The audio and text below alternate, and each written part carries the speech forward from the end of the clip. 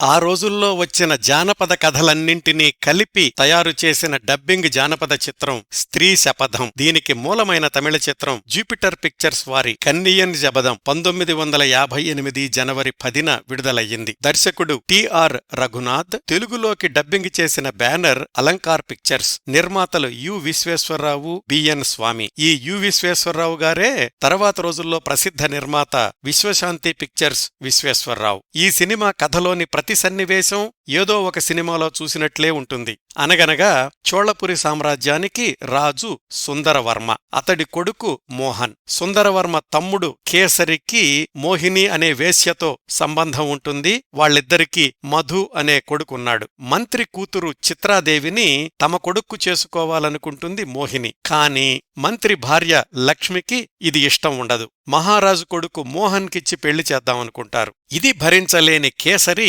అన్నను హత్య చేస్తాడు. మంత్రిని, మంత్రి భార్య లక్ష్మిని జైల్లో బంధిస్తాడు. మంత్రి తన అనుచరుడితో రాకుమారుడు మోహన్ను, తన కుమార్తె చిత్రను అడవుల్లోకి పంపిస్తాడు. పరిస్థితుల ప్రభావం వల్ల మోహన్, చిత్రలు చెరొకచోట పెరిగి పెద్దవాళ్లవుతారు. చిత్రాదేవి సకల విద్యలు నేర్చుకుని వీరవనితగా తయారవుతుంది. తన నేపథ్యం తెలుసుకుని ఎలాగైనా తల్లిదండ్రుల్ని జైలు నుంచి విడిపించి రాకుమారుడు మోహన్ ఎక్కడున్నాడో కనిపెట్టి రాజ్యాన్ని కేసరి బారినుంచి రక్షిస్తానని శపథం చేస్తుంది. అదే స్త్రీ శపథం. ఆమె తన వీరత్వంతో తన శపథం ఎలా నెరవేర్చుకున్నది అనేది మిగతా కథ. ఈ సినిమాకి తమిళ రచయిత ఏకే వేలన్తో కలిసి కథ రాసింది సదాశివబ్రహ్మం. తెలుగు డబ్బింగ్కి మాటలు పాటలు అనిశెట్టి, డబ్బింగ్కి సంగీతం పామర్తి. ఈ చిత్రంలో టైటిల్ పాత్రధారి శపథం చేసిన స్త్రీ చిత్రాదేవిగా అంజలీదేవి నటిస్తే, ఇతర పాత్రల్లో రాజసులోచన, ఎంఎన్ రాజం, సంధ్య,